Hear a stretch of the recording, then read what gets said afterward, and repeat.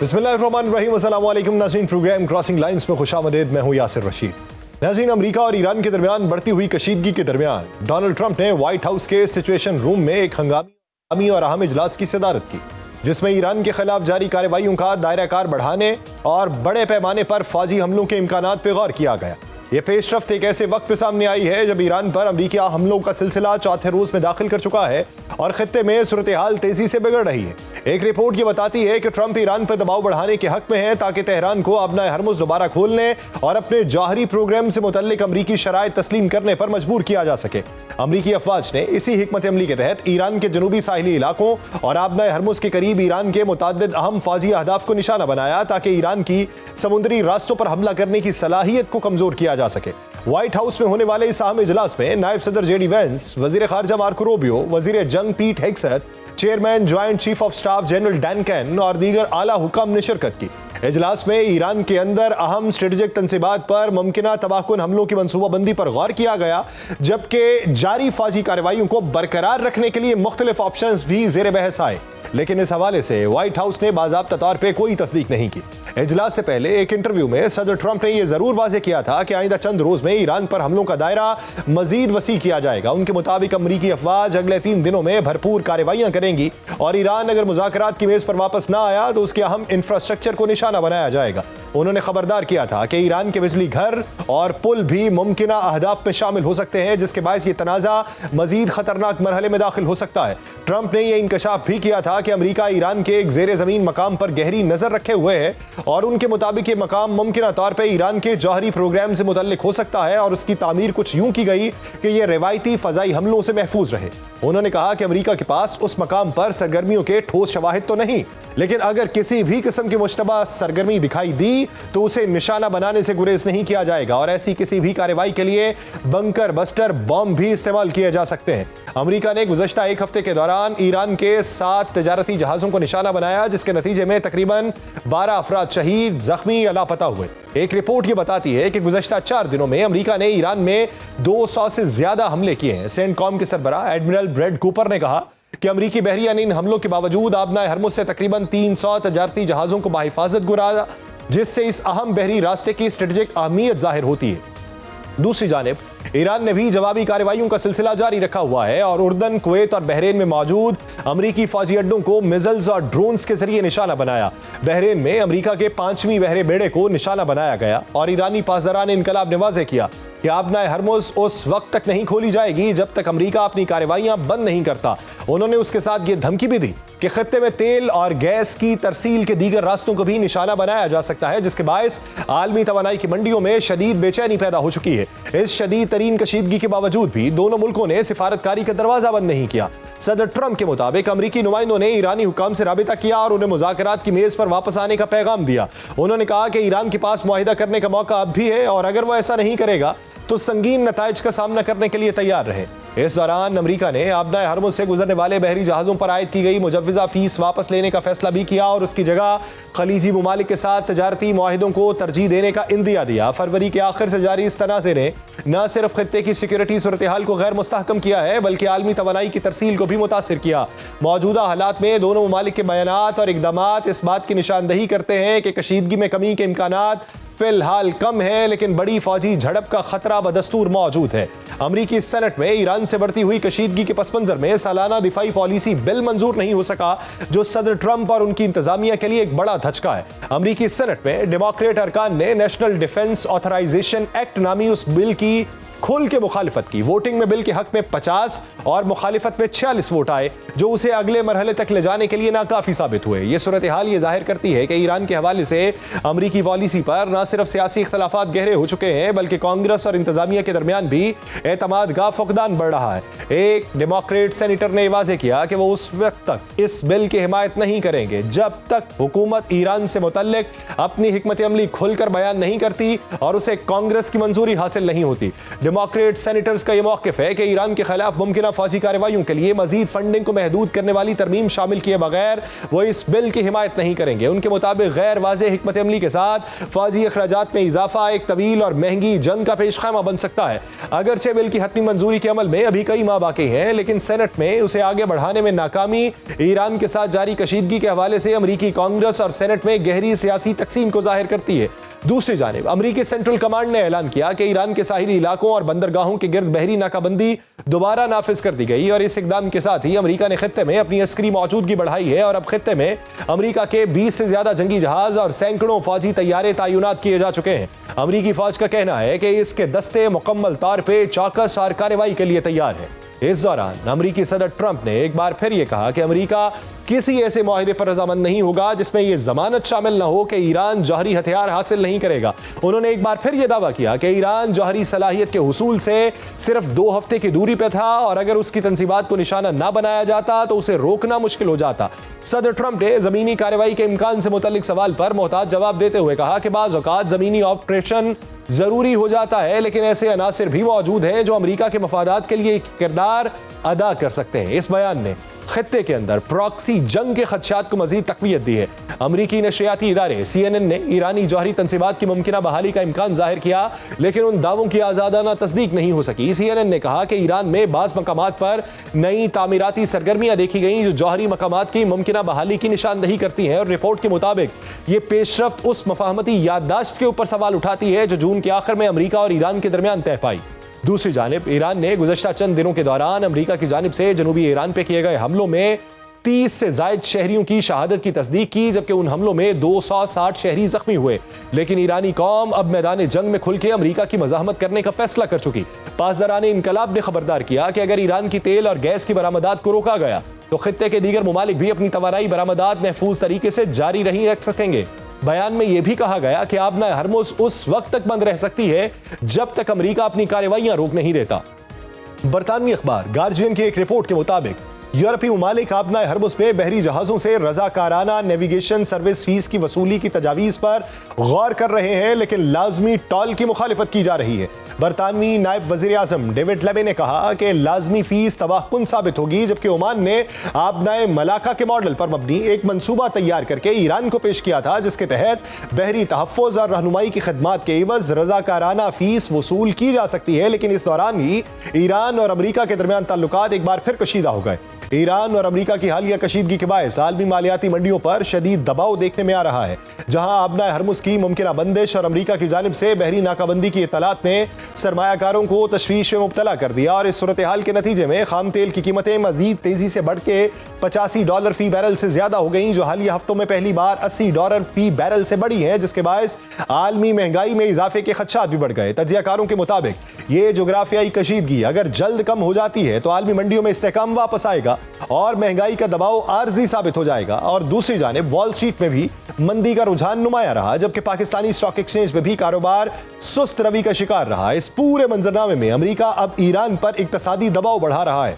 अमरीकी वज़ीर खजाना स्कॉट बेस्नेट ने ऐलान किया कि अमेरिका ने ईरान के मरकजी बैंक से मुंसलिक $130 मिलियन से जायद मालियत के डिजिटल असासे मुंजमद करती हैं और उनके मुताबिक ये इकदाम ईरान की मुबैना गैर कानूनी माली सरगर्मियों और पाबंदियों से बचने के लिए इस्तेमाल होने वाले नेटवर्क्स के खिलाफ कार्रवाई का हिस्सा है। अमरीकी हुकाम का कहना है कि ईरान क्रिप्टो करेंसी और दीगर मालियाती जराए के जरिए पाबंदियों को बाईपास करने की कोशिश कर रहा है, जिसे रोकने के लिए मजीद इकदाम किए जाएंगे। इस दौरान ईरान से सामने आने वाली एक वीडियो ने इस कशीदा माहौल में एक नई बहस को जन्म दिया है। साबिक ईरानी सदर महमूद अहमदी नैयाद को एक अवामी तकरीब में शरीक देखा गया जो शहीद supreme leader Syed Ayatollah Ali खामनाई की याद में मुनक्किद की गई थी। उस वीडियो ने अमरीकी अखबार न्यूयॉर्क टाइम्स की उस रिपोर्ट के हवाले से शुबहात पैदा किए जिसमें दावा किया गया था कि अहमदी नैयाद ईरानी पासदारान इनकलाब की तहवील में है क्योंकि वो इजरायली खुफिया एजेंसी मोसाद से राबिते में रहे। वीडियो में अहमदी नैयाद की खुली अवामी मौजूदगी उस दावे की नफी करती है जिसके बाद यह वाज़ेह हुआ कि मगरबी मीडिया ईरान के खिलाफ बयानियां बनाने की कोशिश कर रहा है ताकि ईरानी अवाम में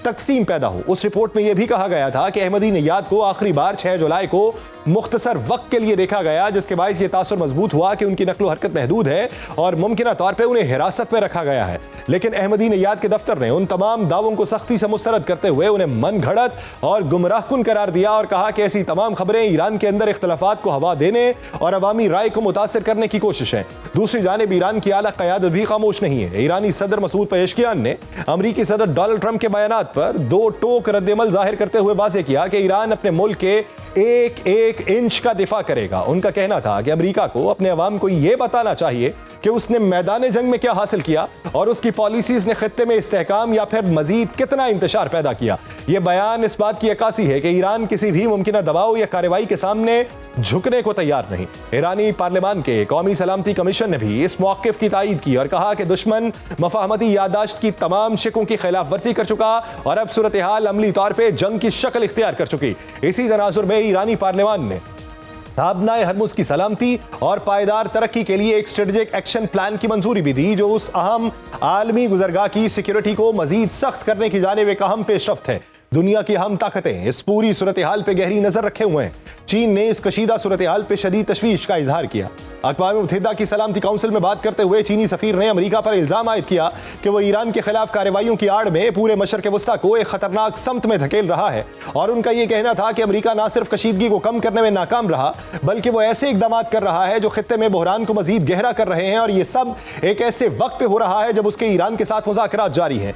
चीन ने यह दो टोक मौक़िफ़ भी इख्तियार किया कि अमेरिका अक़वाम मुत्तहिदा की सलामती काउंसिल की मंजूरी के बगैर कार्रवाइयां कर रहा है जो बैनुल अक़वामी क़वानीन की खिलाफ वर्जी हैं। दूसरी जानिब अमेरिका ने चीन पर यह इल्जाम आयद किया कि वह हूती बागियों को हथियारों की फराहमी पर आयद पाबंदियों की खिलाफ वर्जी कर रहा है। यूं दुनिया की बड़ी ताकतों के दरमियान इल्जाम तराशी का सिलसिला तेज हो चुका है, जो इस बहरान को मजीद पेचीदा बना रहा है। खित्ते के खलीजी ममालिक भी इस सूरत हाल से बराह रास्त मुतासिर हो रहे हैं। सऊदी अरब ने कुवैत, यूएई और दीगर मकामात पे ईरानी हमलों की शदीद मजम्मत की और उन्हें खित्ते के अमन इस्तेहकाम के लिए खतरा करार दिया। और इस दौरान अमरीकी सदर डोनाल्ड ट्रंप ने इजरायली वज़ीर आज़म बेंजामिन नेतन्याहू से शाम और लबनान से अपनी अफवाज वापस बुलाने का मुतालिबा किया। एक रिपोर्ट यह बताती है कि ट्रंप ने एक टेलीफोनिक गुफ्तगू में यह वाज़ेह किया कि शाम और लबनान में इजरायली फौजी मौजूदगी कशीदगी को बढ़ा रही है और उससे तसादुम बढ़ने का खतरा है। उन्होंने यह भी कहा कि मकामी आबादी इजरायली मौजूदगी को कबूल नहीं कर रही, इसलिए अफवाज का इनखला जरूरी है। यह बयान इसलिए भी अहम है कि इस वक्त लबनान और इजराइल के दरमियान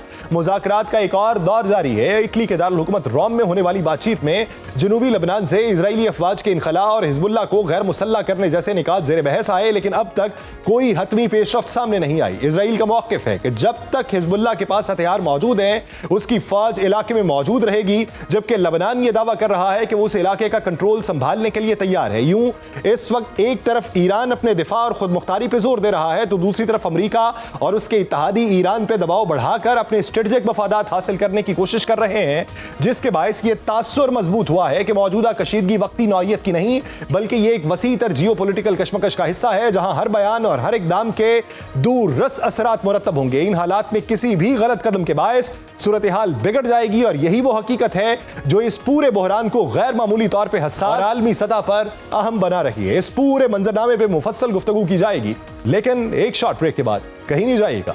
stay with us. Welcome back. नाज़रीन, वो सवालात जो इन दिनों में उठ रहे हैं, वो सवालात जो माजी करीब में भी उठाए जाते रहे, लेकिन अब उनकी नौइयत और हैयत तब्दील हो चुकी है और उनके जो असरात हैं वो आने वाले दिनों के अंदर हर ज़ी शऊर जो इस खत्ते के अंदर मौजूद है वो महसूस करेगा। एक आम इंसान के ऊपर भी होंगे, चाहे वो इस पूरे मंजरनामे का स्टेक होल्डर है या नहीं है, वो बिल वास्ता या बिला वास्ता इससे मुतासिर ज़रूर होने वाला है। तो इस पूरे मुहर्रिकात, इसके जुज़ियात के ऊपर बातचीत की जाएगी। हमें ज्वाइन किया है दिफाई तज्ज़ियाकार air commodore retired Khalid Chishti साहब ने। चिश्ती साहब, मैं आपका मशकूर हूँ। एक्स एम्बेसडर जावेद मलिक साहब भी हमारे साथ मौजूद हैं। मलिक साहब, मैं आपका भी मशकूर हूँ।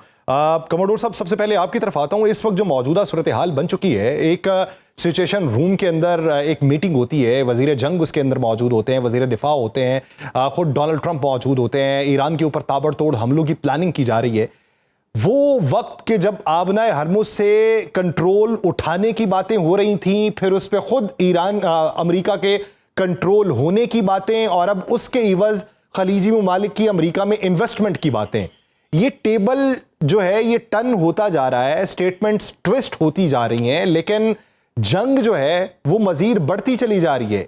एक आम जंग की तरफ जो है मंजरनामा पलटता चला जा रहा है। तो इसकी मौजूदा सूरत हाल को देखते हुए मुस्तकबिल की पेशीनगोई क्या कर सकते हैं? जी, बहुत शुक्रिया यासिर साहब, आपको और बस जावेद, आपके व्यूअर्स को जी अस्सलाम वालेकुम, और शुक्रिया आपने इनवाइट किया है। देखिए, ये बुनियादी तौर पर अब तो मेमोरेंडम ऑफ अंडरस्टैंडिंग की बजाय मेमोरेंडम ऑफ मिसअंडरस्टैंडिंग लग रहा है। इसमें कोई शक नहीं कि जब भी इस तरह का मेमोरेंडम लिखा जाता है उसमें लूप होल्स होते हैं, क्योंकि वो होता है इंटरम सोल्यूशन के तौर पर, यानी वो ट्रांजिट करता है। दैट मीन्स उसके अंदर एक केयरफुल रहना भी होता है, क्योंकि उसे डिजिटाइज नहीं उस तरह किया जा सकता। मैनिफेस्टेशन बड़ी थोड़ी वेग होती है बाय डिफॉल्ट। उसका मतलब ये नहीं होता कि उसकी इंटरप्रिटेशन गलत, इंटेंशन पे बहुत डिपेंडेंट होता है। जब इस तरह का कोई एमओयू होता है कि आप उसकी स्पिरिट को अप्रिशिएट करें। स्पिरिट इस वक्त ये थी कि दोनों मुल्कों ने 40 दिन तक जंग लड़ के देख लिया, अपनी अपनी लीवरेज इस्तेमाल करके देख ली, अपने अपने मिलिट्री ऑब्जेक्टिव की रोशनी में उन्होंने मैनिफेस्ट करने की कोशिश की। एमओयू के अंदर वो हो जाए, वो हमें नजर आई कि रिलेटिवली ईरान का पलड़ा भारी था। अब हमने आगे चलना था, उसके लिए दोनों मुमालिक पर लाजिम था, और खास तौर पर ईरान को जो लीवरेज मिला वो मैं आमतौर पर और बहुत सारे और तजिया नगार तवक्को नहीं कर रहे थे कि ईरान के टिल्ट होगी फेवर में इस तरह की चीजें, जिसके अंदर स्टेट ऑफ हॉर्मोज को मैनेज करने का लिखा हुआ है, जिसके अंदर उनके एहसास और बहुत सारी चीजों का जिक्र है। लेबनान का 3 दफा जिक्र पहले पैराग्राफ में हो गया। इसका मतलब है कि ईरान की सेंसिटिविटी को एड्रेस किया गया। तो इस वक्त लाजिम होता है कि इसको आगे चलाया जाए ताकि फुल टाइम में कन्वर्ट किया जाए। लेकिन अनफॉर्चुनेटली हम देख रहे हैं दोबारा एस्केलेशन का मतलब यह है कि जहां जहां जरा जरा सा लीवरेज था, ऑप्टिकली प्रूव करने के लिए दोनों साइडें, और खास तौर पर ईरान साबित करने के लिए कि मैंने ये जंग जीती है और मैं बहुत बड़े एडवांटेज पोजीशन पे हूं, वो हम मैनिफेस्ट होता देख रहे हैं। आखिरी बात इसके ऊपर बड़ी इंपॉर्टेंट यासिर साहब ये है कि देखिए, दुनिया में जहां भी जंगें होती हैं इमोशनली लोग चार्ज होते हैं। पाकिस्तान हिंदुस्तान में भी थे, लेकिन फैसला लीडर्स ने करना होता है। उन्होंने अपने लोगों को एजुकेट करना होता है, कूल डाउन करना होता है, फ्यूचरिस्टिक एक पिक्चर दिखानी होती है। एक उसके अंदर जो फवायद होते हैं वो मैनिफेस्ट लोगों को दिखाने होते हैं, आने वाली नस्लों के लिए दिखाने होते हैं। क्योंकि इस वक्त जो नौजवान, इस वक्त ईरान की कौम है, उसको तो पता ही नहीं है शाह फरहान के जमाने का। 47 साल में तो नई नस्ल जवान हो गई है। तो इन्होंने साबित करना था कि अब अच्छा वक्त शुरू हो गया, उसको मैनिफेस्टिकली कन्वर्ट करना था। वो अनफॉर्चुनेटली नहीं हो पाया, और फिर जब इस तरह की एस्केलेशन में रीजनल पावर जो हैं, जीसीसी, अरब ममालिक, उनको भी टारगेट किया जाएगा। तो मेरा मानना यह है कि ईरान आहिस्ता आहिस्ता वो कि सॉफ्ट कॉर्नर जो लोगों का था दुनिया का, या एक एलिमेंट ऑफ सिंपैथी थी, वो लूज करता जाएगा, और एट द एंड उसको लगेगा जो शॉर्ट टर्म गेन है वो लॉन्ग टर्म, मुझे लगता है उसके लिए नुकसानदेह होगा। अच्छा, यानी आप कहते हैं कि देर पा नुकसानात जो हैं वो ईरान को मुस्तकबिल करीब के अंदर हो सकते हैं। जावेद साहब, इस वक्त अगर सूरत हाल देखें तो हमें ये मालूम पड़ता है कि बैनुल अक़वामी सतह के ऊपर $85 फी बैरल पे तेल की कीमतें जा चुकी हैं। हमें यह भी मालूम है कि ये 100 को टच करके वापस आई थी, हालात मामूल पे आ रहे थे। हमें यह भी मालूम है दुनिया के रिजर्व ख़त्म हो रहे थे, दुनिया टेंशन के अंदर थी, दुनिया की जो प्रोडक्शन थी उसको नुकसान पहुँच रहा था। तो इस वक्त मौजूदा सूरत हाल में कोई ऐसी ताकत दिखाई नहीं देती कि जो बदएतमादी का खात्मा कर सके। तो क्या दुनिया को तब होश आएगा जब दुनिया के अंदर चंद दिनों के तेल के ज़खायर रह जाएंगे, 2-4 दिन के, तो तब जाके कोई तस्फिया होगा, तब जाके कोई हल निकलेगा, या उससे पहले कोई हल के इम्कानात दिखाई देते हैं? यासिर भाई, मेरी तरफ से आपको, कमरोड साहब को, तमाम देखने वालों को अस्सलाम वालेकुम। देखिए जी, तस्फिया के लिए तो ज़रूरी है ना कि जो पार्टीज़ हैं ऑफ द कॉन्फ्लिक्ट वो चाहें कि तस्फिया हो। जहाँ तक मेरी अंडरस्टैंडिंग है, जिस तरह मैं से देख रहा हूँ, मैं पहले दिन से ये कहता आ रहा हूँ कि of course there was a lot of questions, लेकिन बहरहाल पाकिस्तान ने बहुत मेहनत की और एक एमओयू जो हमारे सामने आया, यासिर साहब, मेरी नज़र में तो वो एमओयू एक रास्ता फ्राहम कर रहा था ईरान को कि वो अपने मुल्क की तामीर और तरक्की की तरफ बढ़ सकें। देखिए, आपनाए हुर्मुज का जहाँ तक ताल्लुक है, कमोडर साहब आपको बताएंगे कि जंग की हालत में तो आप उसको किसी तरीके से स्ट्रेटेजिकली यूज़ कर लें तो वो आप कहीं आप जस्टिफाई कर लें शायद, लेकिन इंटरनेशनल लॉ तो इसकी इजाज़त नहीं देता। ना अमेरिका को देता है कि वो इस पर कदगन लगाए, ब्लॉकेट लगाए, ना ईरान को लगाए। अब आप जंग की हालत से जब बाहर आ रहे हैं तो आपको उस एमओयू के अंदर मौजूद शिक नंबर 4 और 5 को तो जहन में रखना ही है, जो दोनों के ऊपर जिम्मेदारियां आयद करती है। लेकिन उससे आगे बढ़ के आप देखिए कि उस एमओयू में क्या लिखा हुआ है। उस एमओयू के मुताबिक, जहां तक मैं समझ सकता हूं, ईरान के लिए एक अपॉर्चुनिटी थी कि वो अपने मुल्क की तामीर और तरक्की के ऊपर फोकस करे, वो दुनिया की आलमी मंडियों का हिस्सा बन जाए, उसके जो मुंजमद असासे हैं दुनिया भर में वो उसके अनफ्रीज हो जाएं, वो तेल एक्सपोर्ट कर सके, उसके मुल्क में तामीर और तरक्की हो। 47 साल जिसका जिक्र कमोडोर साहब ने किया कि वो 47 साल से हालत जंग में रह के उन्होंने मेरी नज़र में अपने अवाम के लिए तो कुछ अचीव नहीं किया, ठीक है वो अपने मौकिफ पे खड़े रहें, ये एक अपना नुक्ता नज़र होगा, लेकिन उनके अवाम की हालत को तो देखिए। अभी कुछ माह पहले आप जाइएगा तो वहां पे अवाम जो थी वो बरसरे एहतजाज थी, वो इस हुकूमत के खिलाफ एहतजाज कर रही थी। यानी उनके जो नौजवान हैं, क्या उनको हक नहीं है कि वो इकोनॉमिकली अपने आप को एम्पावर करें, वो एंटरप्रेन्योरशिप की तरफ जाएं? दुनिया AI और रोबोटिक्स और मार्स पे जाने की बातें कर रही है, तो ऑब्वियसली ये वो भी एक हुनरमंद लोग हैं, टैलेंटेड लोग हैं। अगर आप तारीख देखेंगे ईरान की तो वो भरी पड़ी है ऐसी मिसालों से। फिरदौसी है वहां पे, सादी शिराजी हैं, यानी फलसफा है, आर्किटेक्ट, हर चीज दुनिया के जो फनून लतीफा है वो आपको ईरान की तारीख में मिलेंगे। ये 47 साल के अंदर जो ये एक मुनफरिद माइंडसेट की रिजीम जो आई है, यही सिर्फ ईरान नहीं है। अब इनके अंदर भी अगर आप देखिए तो हमें नजर आएंगे प्रैग्मेटिक लोग भी हैं। आपको नजर आता है कि बाकर कालिबाफ साहब हैं, पशकियान साहब हैं, ये सब लोग हैं। लेकिन बाकर कालिबाफ साहब की बात गालिबन, हालांकि वो चीफ निगोशिएटर हैं, लेकिन आपने देखा कि उनका इंटरव्यू चलते हुए रोक दिया गया। तो इससे ये जाहिर होता है कि वहां मौजूद जो पावर सेंटर्स हैं उनके दरमियान तफरीक है।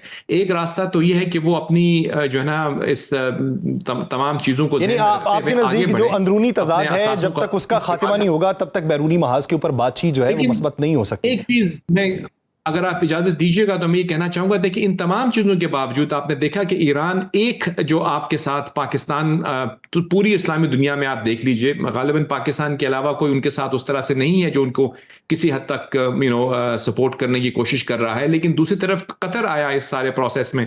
अब आप देखिए यासिर भाई कि एक मीडिएटर जो कतर है, जिसके वजीर आजम खुद स्विट्जरलैंड गए, उनके जहाज पे हमला आवर हुए वो। दूसरी तरफ आप देखिए कि पाकिस्तान के लिए कितनी मुश्किल पैदा कर रहे हैं कि पाकिस्तान के सऊदी अरेबिया पे जो हमले हुए हैं, यानी तमाम मुसलमानों का मरकज सऊदी अरेबिया है, वहां पे हुतीज के जरिए जो हमले हो रहे हैं वो आप किस तरह से, मतलब पाकिस्तान का तो डिफेंस पैक्ट है ना सऊदी अरेबिया के लिए। इसके ऊपर आगे चल के इस पे मुफस्सल गुफ्तगू करते हैं। मैं चिश्ती साहब का इस पे मौक़िफ़ ले लूं। चिश्ती साहब, आपने कहा कि अगर यही तर्ज अमल रहा तो देर पा इनको नुकसान बर्दाश्त करना पड़ेगा।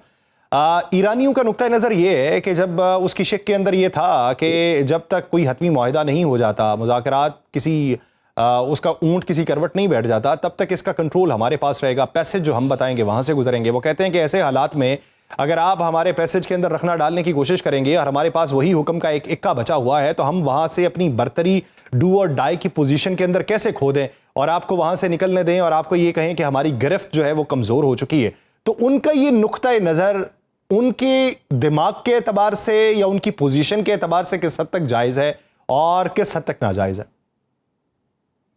जी, ये यासिर साहब बहुत अच्छा सवाल है, और वो इसलिए अच्छा सवाल है कि देखिए, बुनियादी तौर पर ईरान को ये पता है कि जितना स्ट्रिक्ट और जितनी ज्यादा फर्म इजाजतदारी ईरान अपनी साबित कर सकेगा स्टेट ऑफ हॉर्मुज़ के ऊपर, उतना ही ज्यादा उसको बेहतर बारगेन मिलेगी, लीवरेज मिलेगा ज्यादा।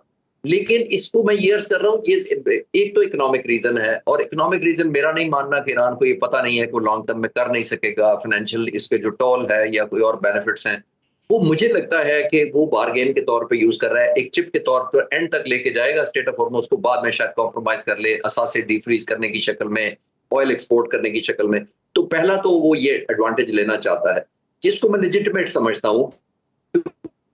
दुनिया ने उसको धकेला है और अमेरिकन प्रेसिडेंट ने उसको रियलाइज कराया कि स्टेट ऑफ हॉर्मुज़ बड़ी जबरदस्त चीज है, न्यूक्लियर बम तो तुमने पता नहीं कभी चलाना था या नहीं चलाना था, स्टेट ऑफ हॉर्मुज़ तो रोज चलाओ इसको, ये टॉय अपने हाथ में रिमोट पकड़े रखो। ये तो दुनिया ने उनको धकेला है और दुनिया ने रियलाइज कराया, न्यू फाउंड लीवरेज मिली, इसमें तो कोई शक नहीं है।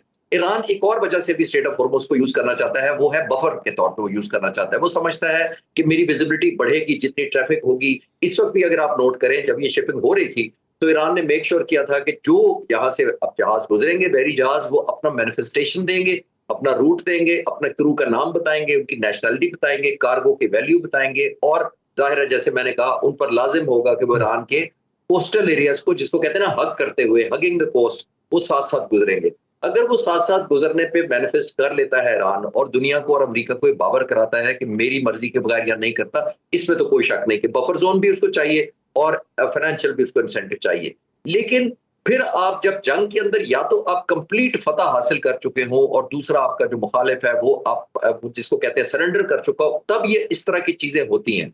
लेकिन जब आप एक तरफ सुपर पावर है, अभी भी उसकी मिलिट्री माइट बहुत है, उसके पास 50,000 सोल्जर अभी भी इस इलाके में मौजूद हैं, 50,000 का हिसाब लगाएं तो मैंने कल किया तो तकरीबन 192 ममालिक में से यासिर साहब 140 ममालिक की जो फौज है वो 50,000 से कम नफरी है उनकी। जिसका मतलब ये है कि दुनिया के 140 मुल्कों के बराबर यानी इक्विवेलेंट इंडिविजुअली या उससे ज्यादा फोर्स अमेरिकन की यहां मौजूद है, और ऑन टॉप ऑफ ऐड करें नेतन्याहू का प्रेशर, तो प्रेसिडेंट ट्रंप पर भी बहुत प्रेशर है कि अब दूसरी तरफ एक आखिरी बात मैं इस पे कहूंगा, प्रेसिडेंट ट्रंप पर एक और भी प्रेशर है कि उनको ये अब मीडिया क्रिटिसाइज कर रहा है, क्योंकि ज़ायनिस्ट मीडिया मोस्टली तो वो क्रिटिसाइज कर रहा है कि ये तो पोजीशन ऑफ डिफीट है।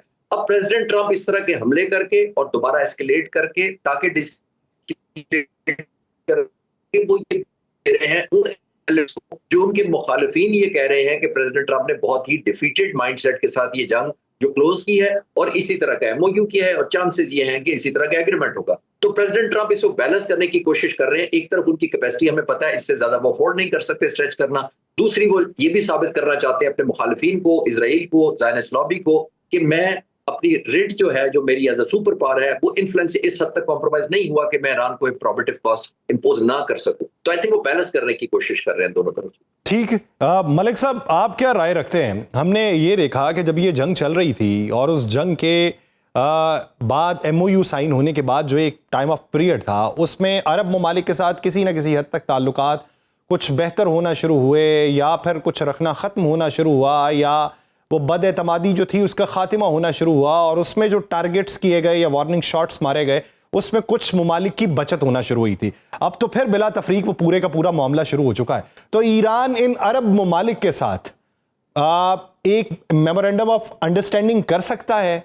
क्या ये मुमकिनात है में से है कि अरब ममालिक के जो लोग हैं वो ईरान के अंदर आएँ, रहबर आला के साथ मुलाकात करें, कोई इनका पैचअप हो जाए? या फिर आप ये समझते हैं कि एक ट्रिगर पॉइंट ऐसा था जिसे दबा दिया गया है, माजी के खदशात जो हैं वो अमली शक्ल के अंदर सामने आ चुके हैं, और अब मुस्तकबिल जो है वो मजीद तजादात भरा ही होगा? देखिए, अक्सर जहाँ पे भी डिबेट्स होती हैं मिसट्रस्ट की बात होती है कि एक डिस्कशंस हो रही थी ओमान में, तो वहाँ पे उन्होंने हमला कर दिया, ट्रस्ट नहीं है ईरान को अमेरिका पे। तो आप मुझे ये बताइए कि ईरान पे लोग कैसे ट्रस्ट करेंगे जिस मुल्क का वजीर आजम आपके साथ आके स्विट्जरलैंड में जो है वो निगोशिएट कर रहा है, एमओयू साइन कर रहा है, प्राइम मिनिस्टर शहबाज शरीफ के साथ जो एक जेडी वैंस और ईरानियन डेलीगेशन के साथ जो चौथी शख्सियत थी वो प्राइम मिनिस्टर ऑफ कतर थे। ठीक है, उनकी एफर्ट्स हैं, वो मीडिएशन कर रहे हैं आपके लिए, आप उन पे हमला कर रहे हैं, तो ट्रस्ट कैसे आएगा? दूसरी बात आप ये बताइए कि जो बहरीन है, जो कुवैत है, जो बाकी मुस्लिम इस्लामी ममालिक हैं, उनके ऊपर आप हमले करेंगे तो ट्रस्ट कैसे आएगा? तीसरी बात, आप मुझे इस चीज़ का जवाब दीजिएगा, मैं बड़ी अदब से कहना चाहता हूं कि सऊदी अरेबिया पे जो हमले हो रहे हैं वो किधर से जस्टिफाई होंगे? मतलब what is the logic behind all this? ये तमाम जब, और आप टैंकर्स पे हमला कर रहे हैं, यानी जो शिप्स जा रही हैं, ये कोई मिलिट्री टारगेट्स नहीं है। पहले ये कहा जाता था जी वो बहरी हमारे अड्डों पे हम करते हैं। कौन से अड्डे हैं भाई? जो अगर डिफेंस पैक्ट होता है और डिफेंस पैक्ट के जरिए उसका मतलब क्या होता है, वो डिफेंस के लिए होते हैं, वो डिफेंस पोस्चर होता है, उस पर कोई हमला आवर आप पे तो नहीं हुआ ना। लेकिन अब ये जो शिप्स जा रही हैं इनके ऊपर तो ये जस्टिफिकेशन भी नहीं दे सकेंगे कि ये शिप्स जो तेल लेके जा रही थी इसके ये इन पे क्यों हमला किया? फिर ये तो कोई अड्डे नहीं थे। सऊदी अरेबिया पे तो कोई अड्डे नहीं है, वहां पे क्यों हमले कर रहे हैं? तो ये अब देखिए, ये ट्रस्ट जो है ये दोनों तरफ से जरूरी है। अब मैं आपको बड़ी अदब से ये कहना चाहूंगा कि देखिए, अगर पाकिस्तान की एफर्ट्स को आप देखिए कि कितनी मेहनत करके हमारे फील्ड मार्शल ने और प्राइम मिनिस्टर ने ये एक एमओयू लेके दिया। एक एमओयू जो था वो एक रास्ता फराहम कर रहा था आपको कि इस कॉन्फ्लिक्ट को आप इख्तिताम की तरफ लेकर जाइए। लेकिन अगर आप कॉन्स्टेंटली वही एक जंगी माहौल में ही रहना चाहेंगे तो फिर तो मुझे नहीं लगता कि आप एक्सपेक्ट कर सकते हैं अमेरिका से या किसी से कि वो जो है वो आगे से सॉफ्ट स्टांस लें। आप अगर आप भी टफ लेंगे तो वो भी टफ लेंगे, फिर तो तसादुम होगा। उस तसादुम को रोकने के लिए ही तो ये सारी एफर्ट्स की जा रही थी। लेकिन अब इसके लिए जब तक वो दोनों फरीक जो हैं वो तैयार नहीं होंगे तो मीडिएशन के एफर्ट्स का तो कोई फायदा भी नहीं है। मुझे लगता है कि पाकिस्तान के अंदर मौजूद जो अरबाब इख्तियार हैं वो भी सोच रहे होंगे कि हमारी इतनी मेहनत के बाद अगर ये हो रहा है तो फिर हम कहां खड़े हुए हैं? यानी जिस मुल्क के साथ हमारा डिफेंस पैक्ट है उसी को उसी पे हमलावर हो गए। तो पाकिस्तान का तो आप थोड़ा, यानी आपके नज़दीक जो मीडिएटर्स हैं उनका इस वक्त जो किरदार है वो बहुत नाजुक हो चुका है और मुस्तकबिल के अंदर उसके ऊपर भी सवालात मौजूद हैं। इस पूरे मंजरनामे में मजीद बात करेंगे एक शॉर्ट ब्रेक के बाद। वापस साहब और जावेद मलिक साहब साथ ही मौजूद हैं। नाज़रीन कहीं नहीं जाएगा, stay with us. Welcome back. Chishti साहब जिस तरीके से बात कर रहे थे मलिक साहब, और उन्होंने कहा जी कि पाकिस्तान ने बड़ी एफर्ट की और पाकिस्तान को किस नहज पे ला खड़ा किया, इस वक्त ऑप्शंस क्या हैं? आप जैसे कतर ने झल्ला के कहा हो या बस हो गई हो कि आप बार बार किसी को समझा रहे हैं, कोई समझने के नुक्ते पे नहीं आ रहा। अगर आप ईरानी नुक्ता नज़र से देखें तो उनके लिए ट्रंप क्लाउन है, मस्खरा है, उनके नज़दीक उसकी किसी बात पे एतबार नहीं किया जा सकता। ट्रंप के नुक्ता नज़र से देखें तो उनके नज़दीक MOU की खिलाफ वर्जी इन्होंने की, इन पे एतबार नहीं किया जा सकता। इनके साथ हम जो है मेमोरेंडम ऑफ अंडरस्टैंडिंग कर रहे थे और इनके $बिलियन जो हैं वो इनको पहुंचा रहे थे, हम गलती कर रहे थे। इस नहज पे आके मीडिएटर जो है उसके पास ऑप्शन क्या बचता है? क्या अभी भी कोई ऐसा नुस्खा कीमिया है, अभी भी कोई ऐसा मशवरा है, अभी भी कोई ऐसा दरमियानी रास्ता है कि कहा जा सके कि एक एक कदम पीछे हटें? जब दोनों कदम पीछे हटने पे तैयार नहीं तो फिर दोनों के लिए विन विन सिचुएशन अब क्या हो सकती? यासिर साहब, जो भी नेगोशिएशन के लिए कंट्रीब्यूट करता है उसकी भी लिमिटेशन होती है, और खासतौर पर वो कोई माइटी सुपर पावर ना हो और बहुत फाइनेंशियल इकोनॉमिकल इन्फ्लुएंशियल किस्म का अमेरिका रूस जैसा मुल्क ना हो, तो जाहिर है वो एक एफर्ट ऑफ सिंसियरिटी से अपनी विन करता है गुडविल कि हम एक एलिमेंट ऑफ न्यूट्रलिटी से आप दोनों को कन्वर्ज कर रहे हैं। ये आसान नहीं होता। जो बड़ी पावर्स होती हैं वो तो धौंस से भी कर लेती हैं, थोड़ा सा अपना टेल ट्विस्टिंग भी कर लेते हैं ताकि कन्वर्ज कर सके। पाकिस्तान के लिए बहुत चैलेंजिंग आई एम श्योर हुआ होगा, इस वजह से कि जाहिर है हमारे पास उस तरह के स्टेक उन मुल्कों के हमारे पास नहीं है कि हम कोई प्रेशर टैक्टिक्स यूज कर रहे हैं। तो सबसे ज्यादा आपको करना पड़ता है एक क्रेडिबल रहते हुए, और वो बड़ा चैलेंजिंग ज्यादा इसलिए हुआ होगा कि एक तरफ सुपर पावर है, जाहिर है उसके लिए क्रेडिबिलिटी किसी वक्त भी वो समझ सकते हैं कि पाकिस्तान बायस है, लेकिन उन्होंने नहीं समझा थ्रू आउट। ईरान दूसरी तरफ है, नेबरहुड है, न्यू फाउंड लीवरेज उसको मिली है, हमारा उसके साथ सालों का रिश्ता है, वो उसकी बड़ी स्टेक्स थी। तो पाकिस्तान तो परसुएड ही कर सकता है, ऐसे कोई सरप्राइजेस नहीं पाकिस्तान उनको दिखा सकता। ईरान को बताया कि अमेरिका सुपर पावर है, वो उनको पता है। अमेरिका को बताया कि बहुत बड़ा जुलूस हुआ जनाजे का और उसको जरा उनको पता है। तो आई थिंक इन्फ्लुएंशियल होता है, और इसीलिए मैंने पिछले सवाल के जवाब में अर्ज किया कि जो जनाजे में कहा जाता है कि 22 मिलियन लोग शिरकत कीजिए, इसको वैल्यू एडिशन के तौर पे यूज करना चाहिए था कि ना कि ओवर यूज करना चाहिए था। वैल्यू एडिशन का मतलब ये होता है कि अमेरिकन प्रेसिडेंट तो बड़े इंप्रेस हुए हैं कि भाई इतने लोग सपोर्ट करते हैं इनकी हुकूमत को, अब इसे बार्गेनिंग चिप के तौर पर, ये एडवांटेज के तौर पे यूज किया जाना चाहिए कि हमारे पीछे एक यूनिटी ऑफ कमांड है, हमारी जो क्रेडिबिलिटी है, जो हमारी लेजिटिमेसी है, वो हमें रीअश्योर हुई है, इसलिए हमारे साथ दोबारा बात करो और इस टर्म्स पे बात करो। यानी ये सब कुछ नेगोशिएशन टेबल पर वैल्यू में ऐड किया जाना चाहिए मेरी नजर में। मिलिटरीली दोनों ताकतों ने देख लिया, ईरान सस्टेन कर सकता है, उसने 20,000 टारगेट्स तकरीबन इंस्टीट्यूशन इवन यूनिवर्सिटियों को तबाह करवा लिया।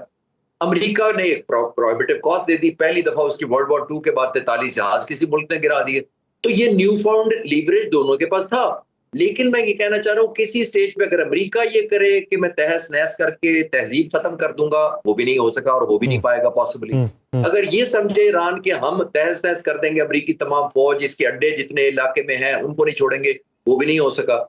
जब नहीं हो सका तो गलतियां अपनी जगह हैं, इमोशनलिज्म अपनी जगह है, एक एलिमेंट ऑफ सैडनेस और रिवेंज अपनी जगह है, लेकिन अल्टीमेटली एक खुदा ना खास्ता 40 दिन दोनों मुल्क और ऑल आउट जंग लड़ लेते हैं, खुदा ना खास्ता, तो फिर ऐसा ही नहीं होगा जैसा आज हो रहा है, ऐसी ही पोजीशन स्ट्रेंथ या वीकनेसेस की नहीं होगी जो आज ही है, यही होगा ऑलमोस्ट, बहुत ही थोड़ा फर्क पड़ेगा। तो जब उस वक्त कन्वर्ज करना है तो बजाय इतने लॉसेस, इतनी डिस्ट्रक्शन, इतना इन्फ्लुएंस, इतनी फ्रस्ट्रेशन, इतनी वर्ल्ड इकोनॉमी, सब कुछ हॉस्टेज बना के भी तो यही आना है। तो मेरा ख्याल है जब नताइज नुकसान उठा के भी यही हासिल होने हैं तो फिर उस नुकसान से पहले कुछ बेहतर नताइज हासिल कर लिए जाए। मलिक साहब, चाइना ने ऑफर की कि इस नेगोशिएशन में हम किरदार अदा कर लेते हैं, ये नहीं होना चाहिए। आबनाए हरमुज के हवाले से भी उसने बात की और इस एस्केलेशन के हवाले से भी बात की, अरब ममालिक पे होने वाले अटैक्स के हवाले से भी की। लेकिन आज अमेरिका ने चीन के ऊपर एक इल्ज़ाम लगा दिया। यानी यहाँ पे सवाल ये पैदा हो रहा था कि अब मीडिएटर कौन हो सकता है या किसकी बात मानी जा सकती है, ये कौन गारंटर हो सकता है। तो खित्ते की बड़ी ताकत उसके ऊपर अमेरिका ने इल्ज़ाम ये लगा दिया कि हूतियों को असलहा आप फराहम कर रहे हैं। तो अब इस मामले के ऊपर आके अमरीकी नुक्ता नज़र देखा जाए या चीनी नुक्ता नज़र, वो किस हद तक मुख्तलिफ है? देखिए, जहाँ तक मीडिएशन का सवाल है तो मैं किसी हद तक एग्री करूँगा कमोडोर साहब से कि पाकिस्तान का ऑफ कोर्स उस तरह से वी वुड से दैट हम एक मिडिल पावर हैं, बट हम सुपर पावर तो अपने आप को क्लेम नहीं कर सकते। जो इन्फ्लुएंस दुनिया में अमेरिका का या यूरोपियन कुछ ममालिक का और चाइना का है या रशिया का है, इंशाल्लाह हमारा भी होगा एक वक्त में। लेकिन हम of course with in the Muslim world हम एक इम्पॉर्टेंट कंट्री हैं, हम एक मिडिल पावर के तौर पर इमर्ज कर रहे हैं, और बहुत सारे जो जियो स्ट्रेटेजिक एनालिस्ट्स हैं वो ये समझते हैं कि जो मुस्तकबिल है वो मिडिल पावर्स का है। उस हवाले से पाकिस्तान की जो एक मिसाल हमारे सामने आती है कि जिस तरह से उसने एक हाई स्टेक्स डिप्लोमेसी करके इस मसले का हल तलाश करने की कोशिश की। अगर चाइना की आप जो बात कर रहे हैं, देखिए यासिर भाई, ये स्टेटमेंट्स जो होती हैं, मैं ऑब्वियसली इस पे रिएक्ट इसलिए नहीं करता बिकॉज मैं जानता हूं कि बहुत दफ़ा स्टेटमेंट्स ऐसी होती हैं जो सिर्फ डोमेस्टिक कंजम्पशन के लिए होती हैं या किसी एक सेट ऑडियंस को एड्रेस किया जा रहा होता है। जो पॉलिसी स्टेटमेंट्स हैं वो हमेशा वही होती हैं जो कि मुज़ाकरात के दौरान सामने आती हैं। चाइना का एक किरदार ज़रूर है, बिलवास्ता हो या बिलावास्ता हो, लेकिन आप ये चीज़ देखिएगा कि अगर ये आबनाए हुर्मुज़ बंद होती है तो इसका नुकसान चाइना को भी उतना ही है। सिर्फ चाइना उसको सस्टेन कर सकता है क्योंकि उसके पास एक स्ट्रेटेजिक रिजर्व्स हैं ऑयल के, तो उनके पास कुछ महीनों के हैं, हमारे पास बिल्कुल भी नहीं है, या कुछ ममालिक के पास बिल्कुल भी नहीं होते तो उनको ज़्यादा इम्पैक्ट होता है। तो China can sustain this but not for long. यानी अल्टीमेटली ये जो सोल्यूशन है ये इसका ओपन होना ही है। अमेरिका के प्रेसिडेंट अगर ये कहते हैं कि हम यहाँ पे हम इसको सिक्योर करेंगे और हम यहाँ पे 20% टोल लगाएंगे, तो मैं समझता हूँ ये भी एक नॉनसेंस जैसी बात है, क्योंकि या तो आप इंटरनेशनल लॉ में यकीन रखते हैं और इंटरनेशनल लॉ जो कहता है उसको फॉलो करें, या फिर आप कहते हैं कि हम रूल ऑफ द जंगल लेकर आते हैं। वो तो फिर हर मुल्क जिसके पास ताकत होगी वो आके बोलेगा कि मैं इसको कंट्रोल करूंगा। ये तो कोई तरीका कार नहीं हुई। तो पायरेट्स करते थे, हिस्ट्री में हम किताबों में पढ़ा करते थे। सिविलाइज्ड दौर में, मुहज़्ज़ब माशरू में अगर आप इस वक्त मौक़िफ़ देखें पूरी दुनिया का, तो वो यकसा है। वो ये समझते हैं, even including by the way मैं आपको ये बताता चलूं कि अभी कुछ दिन पहले तक ये जो इरानियन फॉरेन मिनिस्टर हैं, आप जानते हैं, ये आते जाते रहे हैं काफी दफा ओमान में, और उनकी ये कोशिश थी कि हम ओमान को किस तरीके से कन्विंस कर लें कि हम इसका जॉइंट मैकेनिज्म जो है वो बरकरार रखें। लेकिन आपको मैं बताता चलूं कि कल बिल्कुल क्लियर स्टेटमेंट दी है ओमान की गवर्नमेंट ने कि हम बिल्कुल भी ऐसे किसी अरेंजमेंट में नहीं आएंगे जो इंटरनेशनल लॉ के खिलाफ हो। यानी उन्होंने ये इंदिया दिया है, बल्कि ये एश्योरेंस दी है कि वो इंटरनेशनल लॉ को अपहोल्ड करेंगे। जिस तरह के तमाम जो दुनिया की जो नेशन स्टेट्स हैं, जो यूएन चार्टर पे सिग्नेटरी हैं और जो यूएन की मेंबर्स हैं, वो इंटरनेशनल लॉ की पासदारी करना उनका एक मॉरल ड्यूटी है। ऑफ कोर्स आप इंप्लीमेंट नहीं कर पाते उनके ऊपर, जिस तरह से कोई अगर उसको रास्ते को रोक के बैठ जाए। जैसे मैं आपको एग्जांपल देता हूं, हिंदुस्तान है वो पानी रोकना चाहता है पाकिस्तान का। अब वो पानी रोकेगा तो हम उसको क्या बोलेंगे? हम उसको बोलेंगे रोग स्टेट है ये पानी रोकने का हक उसके पास नहीं है। लेकिन अगर वो माइट के जरिए पानी रोकता है तो ये तो उसके ऊपर है ना कि वो लॉ को नहीं मान रहा। यही केस लेकर हम पाकिस्तान का, हमने इस्लामाबाद में एक कॉन्फ्रेंस भी मुनक्किद की, हमारे अरबाब इख्तियार दुनिया भर में ये बता रहे हैं कि तो इस बुनियाद के ऊपर वो जो है वो इकदाम नहीं उठा सकता। चिश्ती साहब, एक तो कमेंट इसके ऊपर चाहिए कि ये चीन के ऊपर हालिया जो इल्ज़ाम अमेरिका की तरफ से लगाया गया। दूसरा एक और है कि उसी वक्त में CNN की एक रिपोर्ट आती है और वो ये बताती है सैटेलाइट तस्वीर के ज़रिए कि कुछ ऐसे मकामात हैं जहाँ पर रिहैबिलिटेशन हो रही है या तामीरात हो रही हैं, ये सिक्योर किया जा रहा है। और इसी बुनियाद के ऊपर ट्रम्प कहते हैं कि हमें इतलात तो नहीं है, लेकिन अगर ऐसी इतलात मिली कि कहीं पे कुछ न कुछ ऐसा हो रहा है तो हम वहाँ पे बंकर बस्टर बमों के ज़रिए हमला करेंगे। क्या ये मुमकिनात है कि ईरान इस खदशे के पेश नज़र अपना ये जो यूरेनियम है किसी और जगह मुंतकिल करने का सोचे? यानी ऑप्शंस के तौर पे अगर देख लिया जाए, रशिया मुंतकिल करने का सोचे या कोई और ऑप्शंस? यासिर साहब, जो JCPOA हुआ था ना, वो 2013 नवंबर में एक इंटरिम एग्रीमेंट हो गया था, और फिर दिसंबर 2015 में 25 महीने के बाद एक फॉर्मल एग्रीमेंट हुआ था। प्रेसिडेंट ओबामा ने थ्रू डेटरेंस एक खौफ पैदा करके willingly 8 ton nuclear enriched material Caspian sea के जरिए रूस तक पहुंचा दिया था, यानी वॉलंटरली ईरान ने हवाले किया था। अब ईरान को ये पता है कि अगर मैंने 8 टन न्यूक्लियर रिच खुद दे दिया था, 25 महीने तक इंटरिम से लेके फाइनल एग्रीमेंट किया था, और 36 महीने लगे उसके बाद अमेरिका को सस्पेंड करने में। प्रेसिडेंट ट्रम्प ने पहले टेन्योर में आते ही दिसंबर में उसको खत्म कर दिया था। तो ये ट्रैक रिकॉर्ड इधर ईरानी ठीक समझते हैं कि ट्रस्ट डेफिसिट है। फिर जो आप कह रहे हैं, फिर उसके बाद पिछले साल हमला किया और प्रेसिडेंट ट्रम्प ने खुद कहा कि हमने ईरानियन न्यूक्लियर प्रोग्राम को ऑब्लिटरेट कर दिया है। ऑब्लिटरेट का उर्दू तर्जुमा डिक्शनरी में कहती है नामो निशान मिटा देना। मैंने उसी वक्त मई 2025 में अर्ज किया था, जून में सॉरी, जून में कहा था कि ये ऑब्लिटरेट मेरा नहीं मानना हुआ होगा, क्योंकि मैं एज अ पायलट आपको बता सकता हूं कि जब ये न्यूक्लियर बनाए जाते हैं इस तरह के प्लांट, वो एयर के अगेंस्ट ही बनाए जाते हैं। वहां पे अटलरी शेल नहीं होने, किसी सबमरीन ने हमला नहीं करना, किसी कमांडोज ने आकर टेक ओवर नहीं करना, वो आवाज से बमबारी की जानी है। और बमबारी ईरान के ऊपर किसने करनी थी? कोई रॉकेट साइंस नहीं थी, इजराइल और अमेरिका। तो वहां ऑब्लिटरेट नहीं, मैंने उससे कहा था नहीं हुआ होगा। फिर 7 महीने बाद अमेरिका ने कहा हम फिर न्यूक्लियर खत्म करने आ रहे हैं, तो बात सपोर्ट मेरी हो गई कि ऑब्लिटरेट नहीं हुआ था। अब आते हैं जो आप कह रहे हैं, जो नई साइट उन्होंने कही है, ये इस्फहान के एरिया में पहाड़ी इलाका है, टेरेन जिसके ऊपर कहा जा रहा है, अमेरिका कह रहा है मैक्सिकन हिल्स हैं ये, इसके ऊपर जो ईरान ने नया बनाने की कोशिश कर रहा है, जो अमेरिका समझता है, वो इसकी रोशनी में है कि जो पिछला हमला हुआ था, डेजी कटर और बॉम्ब बस्टर जो गए थे, मैंने थोड़ी रिसर्च की और फॉलो किया कि ईरान ने उनका पोस्टमार्टम किया उन बमों का, कि वो कहां तक गए हैं, कितनी पेनिट्रेट की है। वो अगर 70 to 80 मीटर्स गए हैं, तो इस वक्त ईरान और इस्फहान और फर्दो का जो न्यूक्लियर प्लांट है वो तकरीबन 90 मीटर डाउन है। अब जो बनाया जा रहा है नया, ईरान ने कोशिश कर रहा है, मैंने पढ़ा है कहीं कि 100+ मीटर जा रहा है, जहां पर इनके फॉर श्योर बॉम्ब ना जा सके। और कहां से लीड ली थी? जो 2020 में एक सैबोटाज हमला हुआ था, और वो ईरान बिलीव करता है कि वो इजराइल ने करवाया था उनके इस न्यूक्लियर प्लांट जो नई सेटअप है। तो उस पर उन्होंने समझा कि अगर ये बमबारी कल को करेंगे भी, तो इनके बॉम्बर जो डेजी कटर और सारे हैं और बंकर बस्टर, उसकी हाइट से भी नीचे ले जाया जाए, क्योंकि इसमें सर्वाइवेबिलिटी तो पहली शर्त होती है। इसमें कुछ सरप्राइज नहीं होता जब न्यूक्लियर प्लांट आप बनाते हैं कि अच्छा इस पर एयर अटैक हो गया। एयर अटैक को पहले दिन जहन में करके उसकी डेप्थ, उसकी डायमेंशन, उसकी आर्किटेक्ट तमाम की तमाम उसी तरह टेलर की जाती है। तो मेरा ख्याल है प्रेसिडेंट ट्रंप एक थ्रेट यूज कर रहे थे कि मुझे पता है वहां तुम बना रहे हो, मैं वहां तक जाऊंगा, लेकिन मेरे जहन में अभी तक कोई ऐसा वेपन नहीं है अमेरिका का जो 100+ मीटर तक बमबारी करके, डेजी कटर हो या कोई हो, या अनलेस उन्होंने नए वॉरहेड बना लिए हो, या खुदा ना खास्ता कोई न्यूक्लियर बना लिया हो, तो उसके बारे में कुछ नहीं कहता। न्यूक्लियर बना लिया हो तो उसके बारे में कुछ नहीं कहा जा सकता। और अब ईरान की तैयारी ये है कि उतना ज़मीन के अंदर अपनी तनसीबात को महफूज रखा जाए जहां पे अमरीकी तैयार करदा कोई बम ना पहुंच सके।